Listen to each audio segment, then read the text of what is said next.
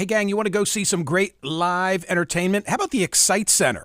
It's the state-of-the-art 1,500-seat showroom at Parks Casino, located right in the Philly suburbs of Bensalem, Bucks County, Pennsylvania, off Interstate 95 or the PA Turnpike. It could not be easier to get there. Okay, who's coming, Michael? That's what you want to know. How about country star Martina McBride? The Joy of Christmas tour coming in mid-December. Comedian Nicole Byer, host of the Netflix comedic reality Bake-Off series, nailed it, for which she received 2 Primetime Emmy Award nominations. Chris Isaak, also a Christmas-themed tour coming to the Excite Center. World-class entertainers, 3,200 state-of-the-art slot machines, 115 table games, the best sports book on the entire East Coast. Australian Pink Floyd this Friday night. Again, I miss the band that everybody says I have to go see because it's a school night for me. There's just no way I can do it. Can't do it. But everybody else should go and enjoy yourselves. Pointer Sisters, Buddy Guy, The Spinners, Gladys Knight, Air Supply, whatever you want, it's going on at Parks Casino and Sportsbook. This is how you win. You got to be 21. Gambling problem, call 1-800-GAMBLER. Yesterday at Smerconish.com, 23,467 votes were cast. Should the U.S. Senate have a dress code for members while on the Senate floor? Decisive outcome, a lot of voting. 84.94% said yes. I said hell yes. Of course, this was all inspired by Chuck Schumer giving a pass because John Fetterman wears shorts and a hoodie, and this sort of two-step had been to keep a foot in the cloakroom so that you could vote on the Senate floor if you were coming from the gym, not wearing gym shorts as part of your daily uniform, or maybe you had just arrived and you hadn't, showered and changed or some such thing. But now they're just getting away with it. Susan Collins threatened to wear a bikini on the Senate floor in protest of Majority Leader Schumer's decision to suspend the Senate dress code in order to accommodate Fetterman. I plan to wear a bikini tomorrow to the Senate floor, and Chris Coons is going to wear shorts because there's no dress code anymore, she commented. Whack, whack. So, okay, there's the dress issue, but in the context of the attention on Fetterman, I have to again say, who I've supported in all of his attempts to get right relative to mental illness. I've applauded him shining a light on his own battles. He could have handled it a different way. He didn't, and I think that was in all of our best interest, checking into Walter Reed in a very public way and trying to take the stigma away from mental health. Good for you, John Fetterman. But on this issue, as per my vote, I don't agree with him. I think that decorum is important in the Senate. I think that, as my guest suggested yesterday, I had an actual expert on politics and style, and the takeaway, at least as I heard it, was that when people dress differently, dress down, the behavior goes down.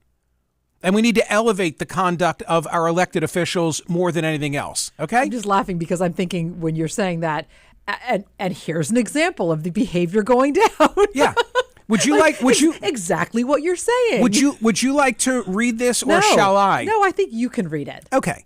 So a little more context. We've talked about Lauren Boebert. Goes to see Beetlejuice. She's in a Denver theater. She's there on a date. She's vaping and is removed for the vaping. That was sort of the first wave of the story. And then the CCTV video comes out and we see she's all over her date. Her date is all over her. Like, get a room, for crying out loud. It's really astonishing. Amazing. In a public theater, in a public place. And then first she said she wasn't vaping. The video clearly shows that she is. And then there was no mention of the groping, but it is just unbelievable. He's groping her breast. She has her hand between his legs, and it's just crazy. So she and Fetterman, Boebert and Fetterman, start going back and forth in terms of their social media accounts, taking one another on. And with that as background, Fetterman then tweets from TC his Senate account. Right. He has 2 accounts. So he has the private John Fetterman account, but this is his Senator John Fetterman, Sen Fetterman PA, his official account. I'm just astonished. Quote, I figure if I take up vaping and grabbing the hog during a live musical, they'll make me a folk hero. And it got tremendous reaction. I retweeted it asking, is this legit? Yeah, you did. Is this legit? I mean, I truly thought it was The Onion when I first saw it. I didn't believe it. Both your tweet and his tweet got a lot of reaction. His over 10 million people have opened it and seen. And I like you. I mean, by the way, I get the sentiment. He could have said it in a different way, and then we wouldn't be having this conversation. Grabbing the hog is an insane thing to say. And some people, a lot of people on his Twitter account were cheering him on. Yes, but that's what I saw. Yeah, I would say I saw the cheers. The vast majority. But then some people, like Laya, for example, an active senator, posted a tweet that includes the phrase, grabbing the hog. What a time to be alive. Yeah. Now, is that a praise, or is that saying like, okay, oh my God, I never thought I'd live to see the day? How about this? How about if you have a daughter who works for John Fetterman? How about if you have a daughter who is high school in the summer, college during the term, in an internship program? I don't like it. For Fetterman. I don't like it. And it's terrible. I mean, I'm just horrible. thinking about. And I am not a prude. You're not a prude. Oh gosh, no. Oh no, my gosh. Like, the two of us would have no problem like hearing that in a funny context or on a TV show or something like that. And we talked about the video. Yeah, but for a sitting senator to tweet that, I'm sorry. Like I do not think that's right. No class. Yeah. Just no class. Well, you know the saying that Michelle Obama has made so popular, they go low, we go high. That's they go low and we go lower. We join them low. Why do that? He just lowered himself to her level. He's just a total caricature. Like I see no sign of substance. None. Tony, please, John, I don't care how you dress, but stop talking like you have been recently. So here's the other observation, though, TC. I think he's gotten a free pass on this. I think I have to say this. Now I'm going to sound like I'm on Fox News or something. So be it. Sometimes they're right. Interestingly enough, when he tweeted that, retweeted a Fox News story about his dressing. And he's now putting out T-shirts about, he's selling based on his dressing. If it were a Republican, if it were a conservative Republican, if it were a male Republican who sent something out in a social media account, an official social media account that had the words grabbing the hog. Let's just remember. It would be a huge story. Yeah. It would be a huge story, and women's groups, I think, would be condemning. I think so too. But they're not. I really think so too. But they're not. He gets a free ride. Well, you tweeted. I mean, I think your reaction was, "Wait, this can't be real. Like, can't who be would legit. possibly do that?" So you tweeted, "No way, this is legit. Is it?" 312,000 views on that one tweet of yours. People immediately saying, "Yep, yes, it is." And then some people saying, like, where's the lie? So Selena Zito, writing for one of the few to write about this, because even stories that I've seen about this tweet don't even talk about the hog, but instead they've like couched it in their coverage. They're like afraid to even write specifically on this, except Selena Zito for the Washington Examiner. Headline: Fetterman's grabbing the hog tweet degrades the institution of the Senate. And Selena, to her credit, she's tough. She went to Fetterman's spokesman and said, "Is this real?" Here, let me just read this to you. She asked your question. At first glance, it looks like something a satirical account would issue. So I checked with Fetterman spokesman Joe Calvello to see if it was indeed the senator's account. Calvello assured me it was. So then I checked to see what the word hog meant in his tweet. Calvello texted in response, "I think you can figure that out for yourself." Oh, dear. As someone who has been around long enough to see the meaning of words changing and loathing to assume anything, I pressed. Calvello assured me I was not assuming anything, and Fetterman indeed meant a male reproductive organ. Wow, she went there. Yeah. I would also like Good to for disabuse you, Selena. someone who replied to that tweet of yours where you asked if it was legit. Samuel writes, I look forward to your rationalization of Fetterman's behavior on your next show. I can imagine you'll find some folksy angle to reveal the value of childish behavior in an all too serious world. I want the guy, Samuel. No, he didn't. Samuel, I don't want to hear about his hog, and I want him to put on a suit. It's not his hog. It's Lauren Boebert's boyfriend's hog. Okay. She's Jesus, not talking enough. about his hog.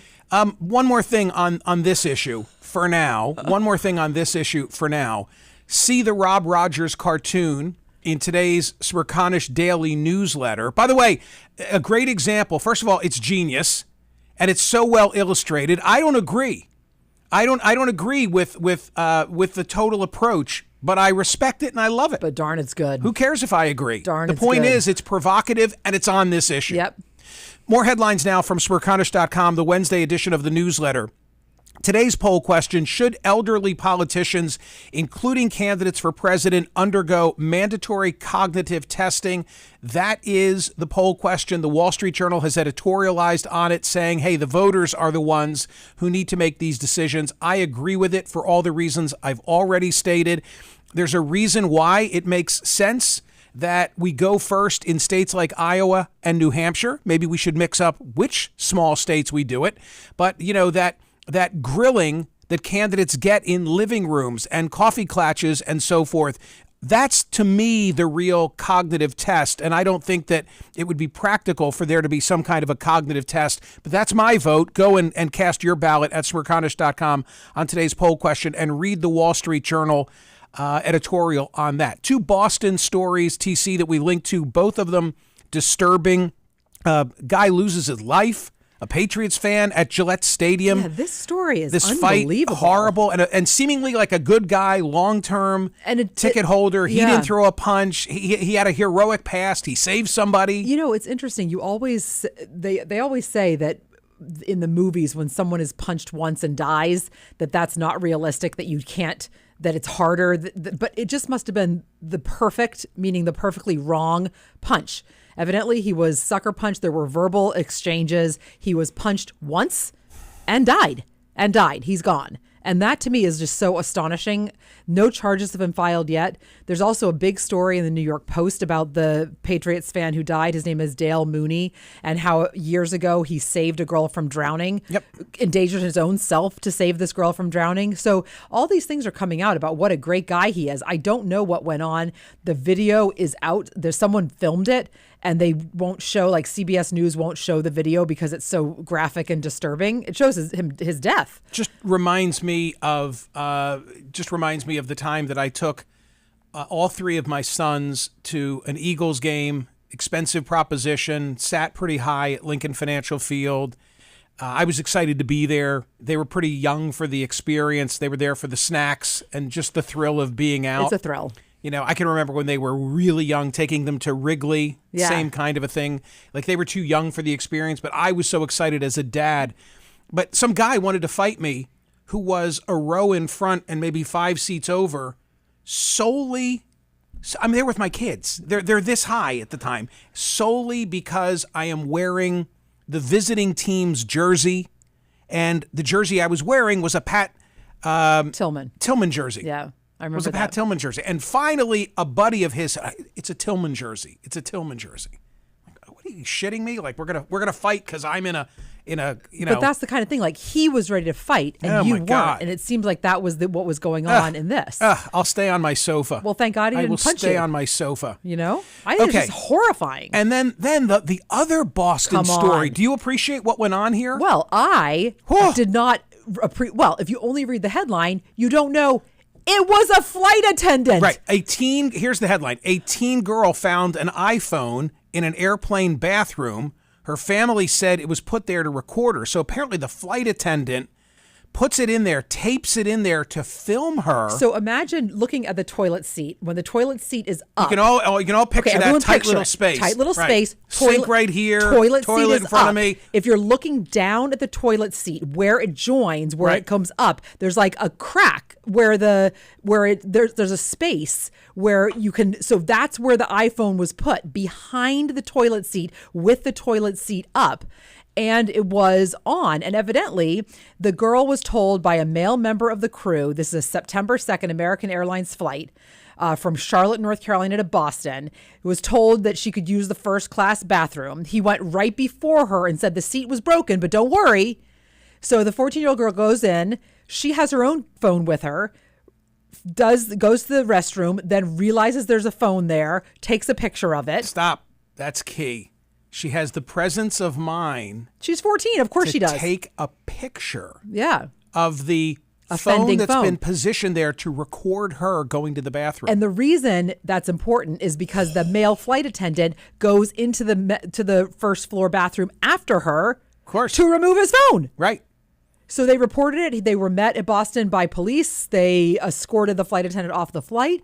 And now it's an FBI situation because it happened in the air. Terrible.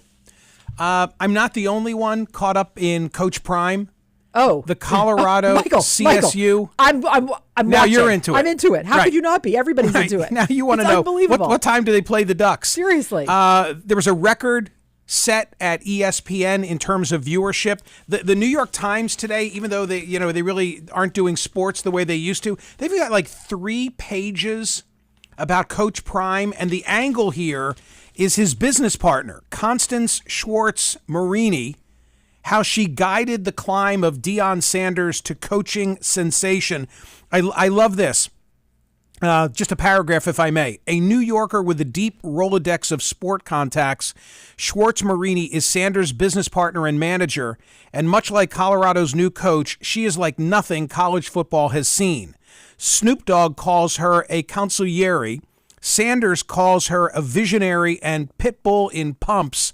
Colorado's athletic director, Rick George, calls her unique and says she's got Sanders and Colorado's best interest in mind. So listen to this little vignette. Okay, listening. In the car, one of the first calls she made was to Sanders, fresh off his first victory, led by his son, Shador, who threw for a team record 510 yards. The call was brief.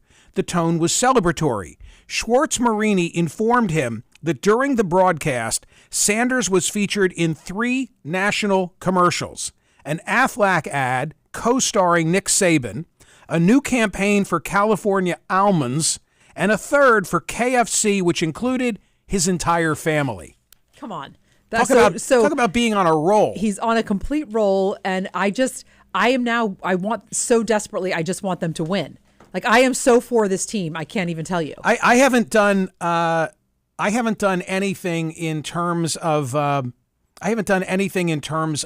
wagering for the weekend. Oh, get ready. Except this game. Saturday, 3:30. Except this game. I've already taken Colorado against Oregon. I think. Are you? Just because of the wave, the big mo? Because they're not supposed to win, are they? And by the way, I didn't go 10 large. If you really want me, I could look it up and I could tell you. I went 25 large. You went 25 large. I believe I have to go through the whole verification thing. It's easy, but I feel like every time you say that, I need to make sure that people who maybe are just listening to you for the first time know that you didn't actually go 25 large. What do I care? You want people to think you bet $25,000 on a game? Ladies and gentlemen, when Michael says 25 large, this is the last time you're saying it. He means $25. So I'm going 25 large on Colorado. You're going 25 small. I think I'm getting 21 points. Oh. I think I'm getting 20. I'm either getting 20, 21, or 22. Oh. So it's exciting. Yeah, but what if the party ends on Saturday? Okay, but if they lose on Saturday, the party's not over. The party can't be over with losses. Now they play USC. Oh shoot! They got Oregon and USC back to back. Yeah, no, that's scary. Yeah. We'll continue talking about this. Hey, there was one Fetterman note that you did not make mention of, and I just want to make sure that people see the whole body double conspiracy theory. What is that? Because he's also making money off of that. He is selling body double T-shirts. He grew a mustache and everybody went crazy and thinks it's not him. And there are all these conspiracy theories going around saying that he is so disabled that he can't walk around the Senate floor. And so it's somebody else? Not just somebody else, maybe like 5 different Fettermans. Okay. He's a little hard to... Can I ask, how would you duplicate him? Right. Like, I believe the idea... I do believe the idea that there's somebody out there. We all have a doppelganger, okay? I believe it. Him, I'm not so sure. I am not so sure. Bring me his doppelganger. Or you can just buy John Fetterman's body double T-shirt on his campaign website for $35. Okay, or not. Or not. I'm just putting it out there. I mean, is he going to put the hog on the shirt next? I mean, come on. It's not his hog. Lauren Boebert's... Oh, by the way, Lauren Boebert broke up with the boyfriend because she said he was too handsy? She should have checked his voter registration. He's a Democrat. Okay. They're all nuts. Can some sane people please get into the mix, for God's sakes? You regretting you didn't run? Ladies and gentlemen, subscribe to the daily newsletter. It is free and it is worthy. TC After Dark drops tomorrow on Thursday. Wait till you hear this one. And by the way, if you're watching us on YouTube, we thank you. Like, please, and subscribe. Like and subscribe. See ya.